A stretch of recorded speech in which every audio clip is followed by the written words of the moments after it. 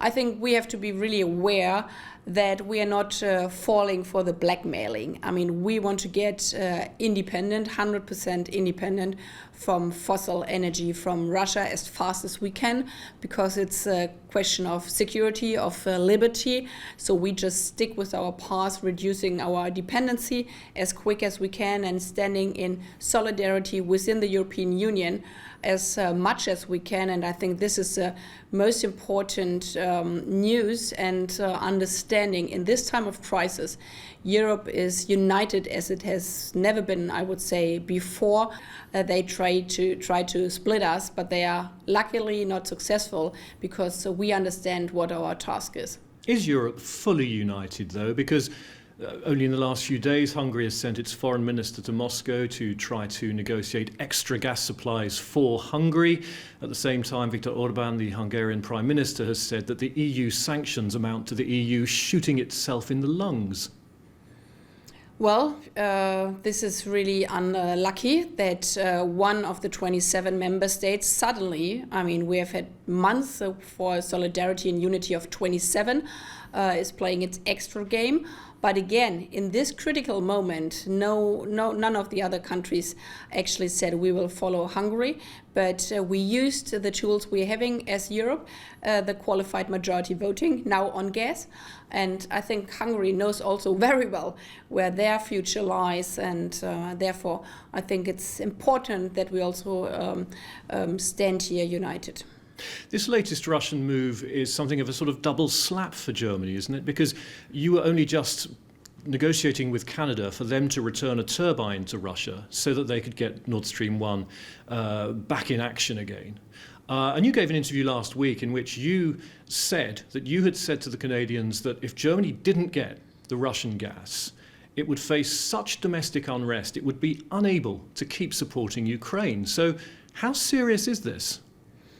Well, in this interview, I on purpose, I said now I'm going to exaggerate a bit, and not only meaning the momentum about the turbine and the talks to Canada, but the broad picture. Because in the beginning, we had the debate in the EU of embargo from one day to the other on oil and gas.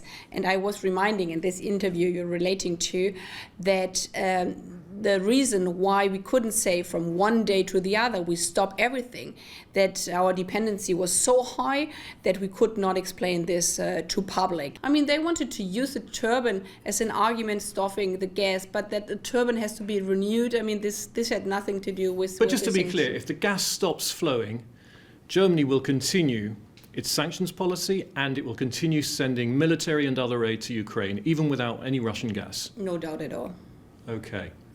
Let's talk about Germany's supplies of military support to Ukraine. There's been a lot happening on this recently. We were reporting only last week on the Ukrainian army using German long-range howitzers, which Ukrainian soldiers were praising very highly.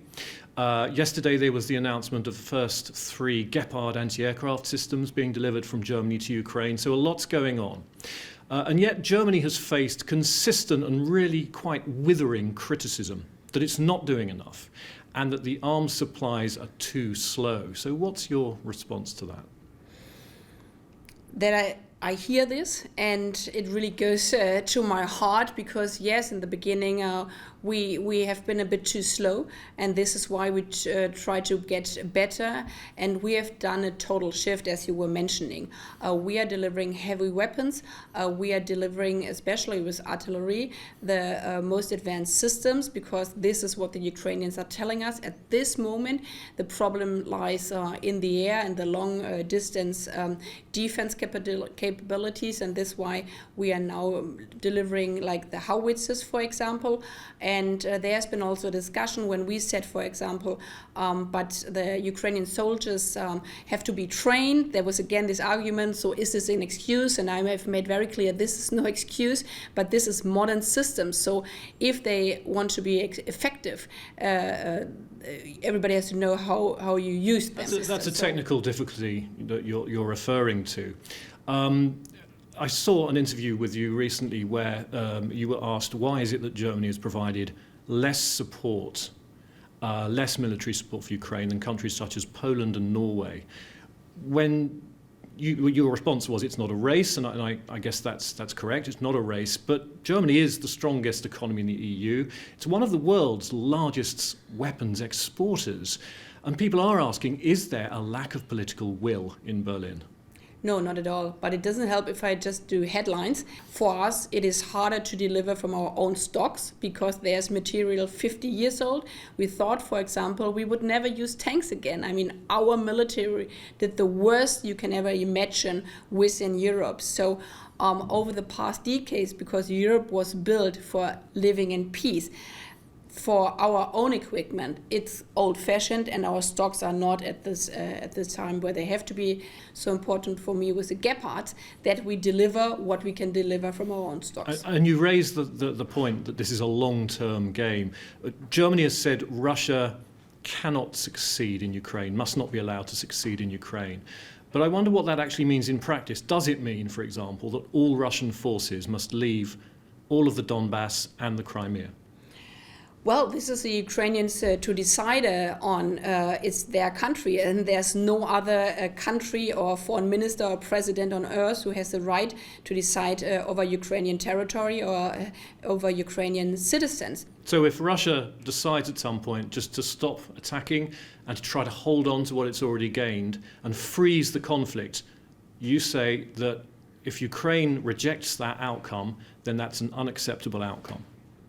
Well, everything the Ukrainian government rejects is to be supported from us within the frame of the international law, obviously, because we are defending here the international law. But it's Ukrainian territory. And I mean, we just have to think in the moment when there has been the signature on the deal or the agreement of the grain and corn getting out of Odesa.